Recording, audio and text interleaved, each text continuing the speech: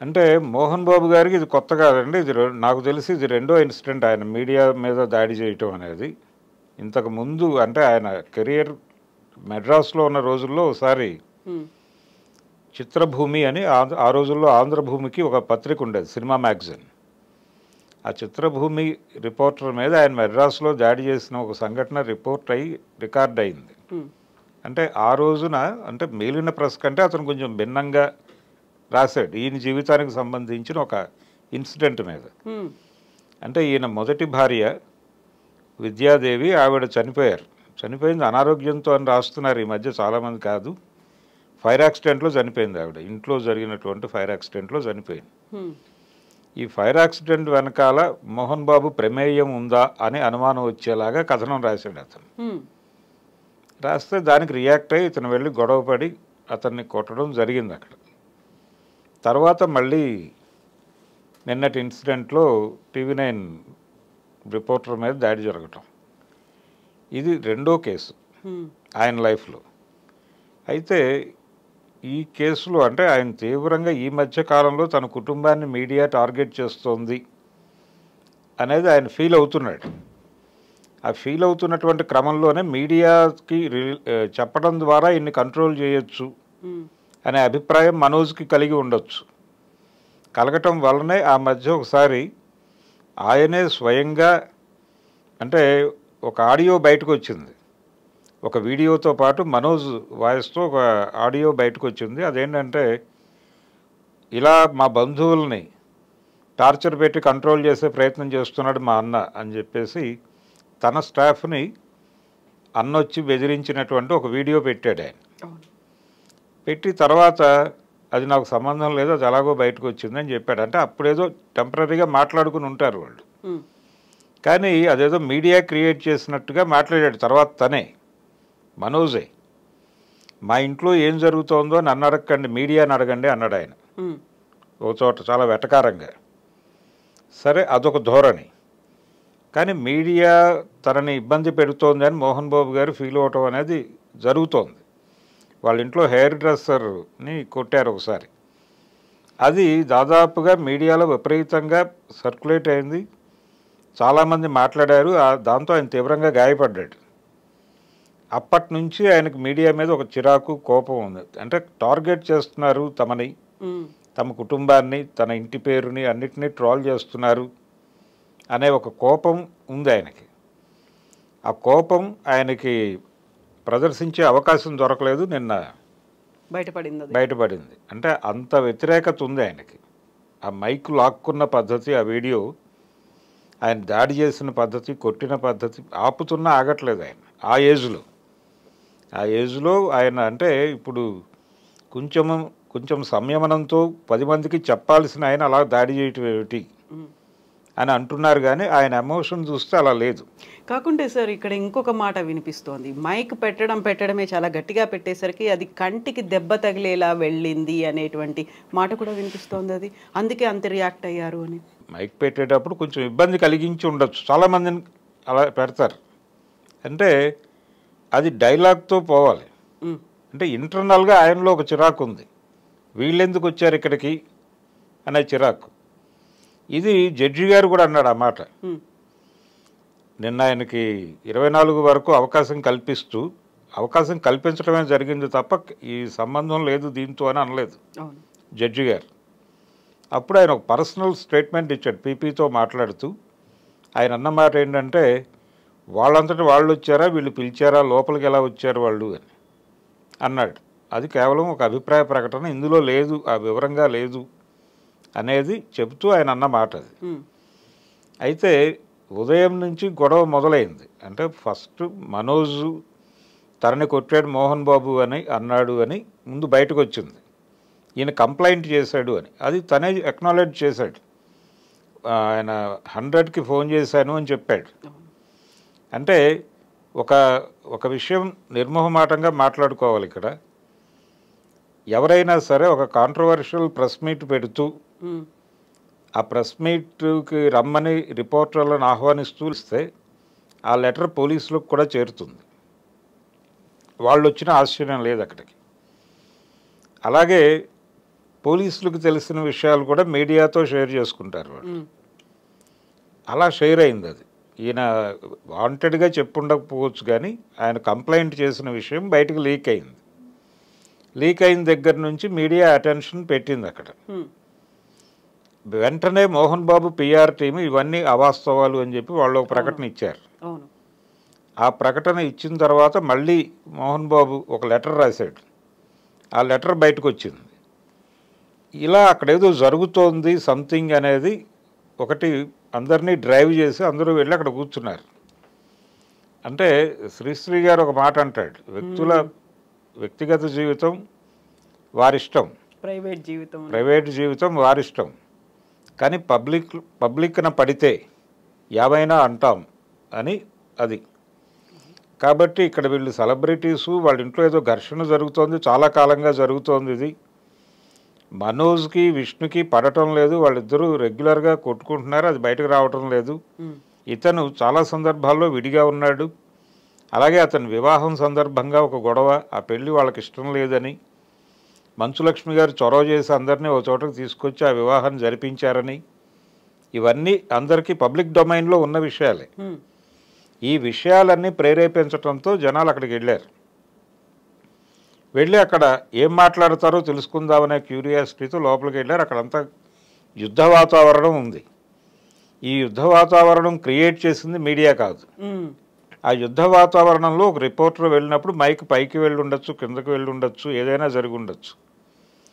అప్పుడు ఆయన ఏం చెప్పాలి, మీరు దూరంగా ఉండండి, మీరు బయటకు వెళ్ళండి, నేను బయటకు వచ్చి మాట్లాడతాను, లేకపోతే విడిగా మాట్లాడతాను, ముందు మీరు బయటకు వెళ్ళిపోండి, అందరూ ఆగండి, ముందు వీళ్ళని బయటకు పంపించి మనం మాట్లాడుకుని తర్వాత వెళ్ళి వాళ్ళకు క్లారిఫికేషన్ ఇద్దామని చెప్పి ఉండొచ్చు ఆయన పెద్ద మనిషిగా. అలా కాకుండా ఆయన మైక్ లాక్కుని కొట్టడం అనేది ఇబ్బందికరమే. అంటే ఆయన పాత చరిత్ర అంతా తవ్వుతున్నారు ఇప్పుడు. నేను ఇందాక చెప్పిన ఆంధ్రభూమి ఇన్సిడెంట్తో సహా బయటికి లాక్కు రావాల్సి వచ్చిన పరిస్థితి కల్పించాడు, ఆయనే కల్పించాడు అది. అందుకని ఎవరి మీదైనా దాడి చేయటం అనేది కరెక్ట్ కాదు. మీకు ఇబ్బంది కలగచ్చు, నాకు ఇబ్బంది కలుగుతోంది, మీ ప్రవర్తన బాగాలేదు అని చెప్పండి, ఒక డైలాగ్ చెప్పి ఆ తర్వాత అప్పుడు కూడా అలా రియాక్ట్ అయితే అప్పుడు మీరు ఏదైనా అప్పుడు కూడా మీరు కంప్లైంట్ ఇవ్వాలి. మీరు పోలీస్ కంప్లైంట్ ఇవ్వండి, అతనికి వ్యతిరేకంగా నన్ను ఇబ్బంది పెడుతున్నాడని, తప్పేం లేదు దానిలో. ఎవరి మీద ఎవరు పర్సనల్గా దాడి చేయటం అనేది కుదరదు, డెమోక్రటిక్ స్పేస్లో అది కుదరదు. అది వాళ్ళు ఆలోచించుకోవాలి. పైగా ఆయన నిరంతరం క్రమశిక్షణ అంటాడు. ఆయన ఊతపదంగా మారిపోయింది అది. రెండవది, ఆయన మీద రకరకాల ఎలిగేషన్స్ ఉన్నాయి మోహన్ బాబు గారి మీద. ఆయన ఒకసారి షూటింగ్లో, పెదరాయుడు షూటింగ్లో జయంతి గారి మీద చేసుకున్నాడు అనేది ఒక వార్త. ఆవిడ ఈ విషయాన్ని నేరుగా రాజ్ కుమార్ గారికి రిపోర్ట్ చేసిందని, ఆయన ఫోన్ చేసి మందలించాడని కూడా ప్రపంచానికి తెలుసు. ఇలాంటి సందర్భాలు అనేకం. ఆయన తిరుపతిలో జరిపినటువంటి ఒక భూ కబ్జాకి సంబంధించి కలెక్టరేట్లో రెవెన్యూ డిపార్ట్మెంట్ నుంచి ఒక నోటీస్ వస్తే ఈయన తన మనుషులతో వెళ్ళి ఆ రెవెన్యూ డిపార్ట్మెంట్ వాళ్ళతో మాట్లాడటానికి వెళ్ళి ఘర్షణ పడి చేసుకోవటం, వాళ్ళు కేసు పెట్టడం కూడా జరిగింది. ఆ రోజున ఆయనతో పాటు వెళ్ళిన వాళ్ళలో శ్రీహరి కూడా ఉన్నాడు, నటుడు. ఆయన మీద కూడా కేసు పెట్టారు. ఆయన వాయిదాలకు తిరగటం నాకు తెలుసు. ఇలాంటి ఇన్సిడెంట్లు ఉన్నాయి ఆయన లైఫ్లో. ఒక రికార్డు ఉంది ఆయనకి. ఆ రికార్డు ఉండటంతో మోహన్ బాబు ఇలా బిహేవ్ చేయటం, ఇలాగే బిహేవ్ చేస్తాడు కదా, ఇందులో తప్పే ఉంది అని మాట్లాడుతున్న ఆయన దగ్గరికి వెళ్ళటం వీళ్ళ తప్పు, ఆయన అలా రియాక్ట్ అవ్వటం అనేది సహజం అన్నట్టుగా కొంతమంది మాట్లాడేస్తున్నారు ఇప్పుడు. ఈ రియాక్ట్ అవుతున్న వాళ్ళందరూ చాలా విషయాలు బయటకు తెస్తున్నారు. గతంలో ఆయన చేసినటువంటి సందర్భాలు, ఆయన మీద ఉన్న ఎలిగేషన్స్, అంటే అనేక సందర్భాల్లో ఆయన మీద రకరకాల అభిప్రాయాలు ఉన్నాయి ప్రజలకి. ఈ అభిప్రాయాలన్నీ ఒక్కసారి నెగిటివ్గా బయటకు వస్తున్నాయి ఇప్పుడు. ఈ పరిస్థితి క్రియేట్ చేసుకోవడానికి కారణం ఆయనే. అవకాశం కల్పించింది కూడా వాళ్ళే, ఆయనే కల్పించుకున్నాడు. ఆయన ఇంకొంచెం సంయమనంతో ప్రవర్తించి ఉండాల్సింది. ఆయనకి మనోజ్ మీద కోపం ఉండొచ్చు. మనోజ్ కోపంలో ఒక నిజాయితీ ఉంది అని చాలామంది ఫీల్ అవుతున్నారు ఇప్పుడు. అంటే అక్కడ ఏదో అంటే అతన్ని ఎంటర్ కానివ్వట్లేదు. ఆత్మగౌరవ పోరాటం అన్నాడు ఆయన. అంటే ఆస్తుల పంపకం గురించి కాదు ఆత్మగౌరవ పోరాటం అంటే, కేవలం ఆస్తులు మాత్రమే కాదు, కుటుంబంలో అధికారానికి సంబంధించిన గొడవ కూడా ఉంది. ఈ అధికారానికి సంబంధించిన గొడవే ప్రధానంగా కనిపిస్తోంది. అంటే వాళ్ళ విద్యా సంస్థలకు సంబంధించినటువంటి వ్యాపారంలో, విద్యా వ్యాపారంలో ఈయనకి ఏ రకమైన రోలు లేకుండా మొత్తం విష్ణు మీదుగా నడుస్తోంది. అది కొంచెం సఫకేటివ్గా ఉంది ఇతనికి. దాంతో ఇతను కొంచెం అప్పుడప్పుడు రియాక్ట్ అవుతున్నాడు. అప్పుడు ఇతన్ని కూర్చోబెట్టి ఇతని సమర్థత ఏమిటో అర్థం చేయించి ఇతను ఏం చేయగలడో ఆ ఏరియాలో ఇతనికి ఒక డిజైన్ చేయాల్సిన బాధ్యత తండ్రిగా ఆయనకు ఉంది. అదేదో జరగలేదు. రెండోది ఆయన ఇన్ టోటల్ ఆయన కంట్రోల్ చేస్తున్నాడు. విష్ణు చేతిలో రిమోట్గా మోహన్ బాబు మారిపోయాడు అనేది ఇతను ఎస్టాబ్లిష్ చేయదలుచుకున్న విషయం. మనోజ్ ఈ గొడవ మధ్యలో అతని భార్యను కూడా తీసుకొచ్చారు. అంటే ఆ అమ్మాయిని చేసుకున్న తర్వాత నువ్వు ఇలా అయిపోయావు అన్న టోన్లో ఆయన పరిస్థితులన్నీ మారిపోయినాయి, నువ్వు తాగుబోతుగా మారావు, ఇవన్నీ మాట్లాడాడు ఆయన ఆ బయటకు లీక్ చేసినటువంటి ఆడియో బయటలో. దీంతో ప్రపంచానికి ఇంకోలా కన్వే అయిపోయేది. ఇప్పుడు భూమా అఖిలప్రియ రియాక్ట్ అయింది దాని మీద. రియాక్ట్ అయ్యి ఏమనుకుంటున్నారు మీరు అన్న టోన్లో ఆవిడ ఒక వార్నింగ్ కాల్ మోగించారు. ఇలా రకరకాలుగా డిస్ప్యూట్ని పెంచేసుకున్నాడు ఆయన. ఇలా కాకుండా ఆయన నిజంగానే ఇబ్బంది ఉంది, వాళ్ళు సఫర్ అవుతున్నారు అనుకున్నప్పుడు ఏదో ఒక పద్ధతిలో మాట్లాడి సెటిల్ చేసి ఉండాల్సింది. పైగా ప్రొవోకింగ్గా మాట్లాడాడు ఆడియో బయటలో కూడా. అంటే నా ఆస్తులు నేను ఎవరికైనా ఇచ్చుకుంటాను, ఇది నేను అక్వైర్ చేసినవి తప్ప నా తండ్రి గారి నుంచి నాకు వచ్చినవి కాదు. అంటే వారసత్వపు హక్కుల్లో మాత్రమే మీకు రైట్ ఉంటుంది. నేను సంపాదించిన ఆస్తులు నేను మీకు ఇవ్వచ్చు, ఇవ్వకపోను వచ్చు, దాంతో మీకు ప్రమేయం లేదు, నా డెసిషన్ అది అని మాట్లాడాడు. లీగల్గా కరెక్టే. కానీ అక్కడ ఇంకో ప్రాబ్లం కూడా ఉంది. అంటే ఆవిడ లక్ష్మి గారికి సెటిల్ చేశారా లేదా అనేది ఒక ఇష్యూ ఉంది. ఆ ఇల్లు ఇచ్చారు ఫిల్మ్నగర్లో అని చెప్తున్నారు. అది జనాలు మాట్లాడుకోవటమే తప్ప అధికారిక సమాచారం ఏమీ కాదు. అలాగే మనోజ్ను సెటిల్ చేయడానికి ఆయన ఏం చేశాడు, మనోజ్ పబ్లిక్లో ప్రతిసారి డిస్ప్యూట్ చేస్తున్నాడు, దాన్ని ఐసోలేట్ అయిపోయాను అనే ఫీల్ చెప్తున్నాడు ఆయన. ప్రతి సందర్భంలోనూ చెప్తున్నాడు. గతంలో విష్ణు మా ఇంటికి వచ్చి మా బంధువుల మీద దాడి చేశాడని చెప్పినప్పుడు కూడా ఇది పబ్లిక్ డొమైన్లో ఉంచే ప్రయత్నం చేశాడు ఆయన. అప్పటి నుంచి ఎందుకు సెటిల్ చేసుకోకుండా అలా పెట్టు కూర్చున్నారు వీళ్ళు. ఆ పెళ్ళి కూడా ఆయనకి ఇష్టం లేకుండా జరిగింది అనేది కూడా ఎస్టాబ్లిష్ అయిన ఫ్యాక్టే. ఆయన డినై చేశాడు. ఆ తర్వాత ఒక ఇంటర్వ్యూలో ఆయన మీకు ఇష్టం లేదట కదా ఇలా జరిగింది అని అడిగితే, అదేం లేదు, అవన్నీ బయట రకరకాలుగా మాట్లాడుకుంటారు, మేమందరం కలిసే ఉన్నాం, నాకు ఏ అభ్యంతరం లేదు, ఆ కుటుంబంతో కూడా నాకు సన్నిహిత సంబంధాలు ఉన్నాయి అని ఆయనే చెప్పిన మాట ఉంది రికార్డెడ్గా. ఇన్ని పబ్లిక్ డొమైన్లో ఉండి ఇప్పుడు మీరు ఇంకేదో మాట్లాడితే ఎలా తీసుకుంటుంది ప్రపంచం? అందుకని అదొక డిస్ప్యూటు. అయితే మేజర్గా నిన్న కమిషనర్ గారు పిలిచి మాట్లాడింది ఏంటంటే, బాబు మీ ప్రైవేట్ ఆర్మీలను కంట్రోల్లో ఉంచుకోండి, మీ ప్రైవేట్ ఆర్మీలను మీ ఇంట్లో ఉంచుకోకండి, వాళ్ళకి వేరే శిబిరాలు ఏర్పాటు చేయండి, మీరు మీ ప్రైవేటు సైన్యాలతో పాటు ఆ కాంపౌండ్లో ఉంటే ప్రమాదం అనేది. రెండోది, ఇప్పుడు ఈ విద్యా సంస్థలు ఈ గొడవలతో పాటు ఆయన ఉంటున్నటువంటి ఫామ్ హౌస్ అది ఒక 6 ఎకరాల్లో ఉన్నట్టుంది. అది ఆ ప్రాపర్టీకి సంబంధించి కూడా బయట విపరీతంగా చర్చ జరుగుతుంది, వర్షన్స్ అనేవి వినిపిస్తున్నాయి రకరకాలుగా. అంటే దాని గురించి ఒక గొడవ జరుగుతోంది అని, ఆ ప్రాపర్టీ ఎవరికి ఇవ్వాలి అనే దగ్గర ఒక గొడవ ఉంది వాళ్ళ మధ్య అని. అందుకని ఇతను అక్కడ కాన్సన్ట్రేట్ చేశాడు మనోజ్ అని. వీటితో పాటు తీగలాగితే డొంక కదిలినట్టుగా అసలు ఆ భూమి ఎలా వచ్చింది ఈయనకి అనే దగ్గర రకరకాల కాన్స్పిరసీ థియరీస్ వస్తున్నాయి. అది సౌందర్య గారు కొనుక్కున్న స్థలాన్ని ఈయన కబ్జా చేశారని, లేకపోతే వాళ్ళకి తక్కువ డబ్బులు ఇచ్చి సెటిల్ చేశాడని, ఇలా రకరకాలుగా కథనాలు వచ్చేసినాయి దాని మీద. ఇంత కాంట్రవర్సీ, ఇన్ని రకాల కథనాలు ప్రపంచం వండి వార్చడానికి అవకాశం ఆయన కల్పించాడు మోహన్ బాబు గారు. ఇప్పుడు ఎవరిని నిందించి ప్రయోజనం లేదు ఆయన. అంటే సెటిల్ చేసుకోవడానికి ఏదో ప్రయత్నం జరుగుతోంది. మేబీ ఒక 2-3 రోజుల్లో వాళ్ళు ఆవాజ్దో హమ్ ఏక్ హై అనొచ్చు. మేమంతా ఏకమే, అంతా ఒకటే, అంతా ఏక కుటుంబం. అంతే, మా మధ్య ఏ రకమైనవి లేవు, అనుకోకుండా ఒక దురదృష్టకరమైన సంఘటన జరిగింది ఆ రోజు అని చెప్పచ్చు.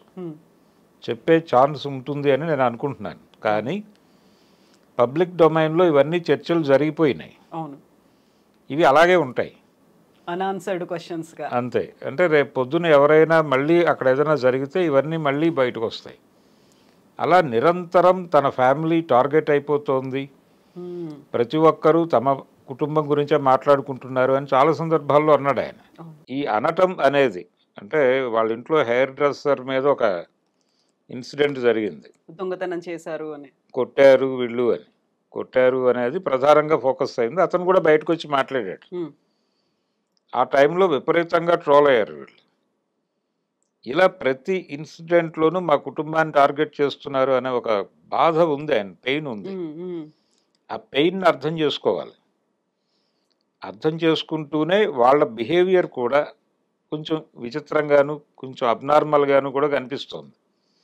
ముఖ్యంగా ఈ స్టాఫ్కి సంబంధించిన గొడవ. అవును, ఈ ప్రైవేట్ ఆర్మీలు ఎవరికి వాళ్ళు ఒక 15 మందిని మెయింటైన్ చేస్తూ ఇంట్లో ఉండటం అనేది, కలిసి ఉండటం.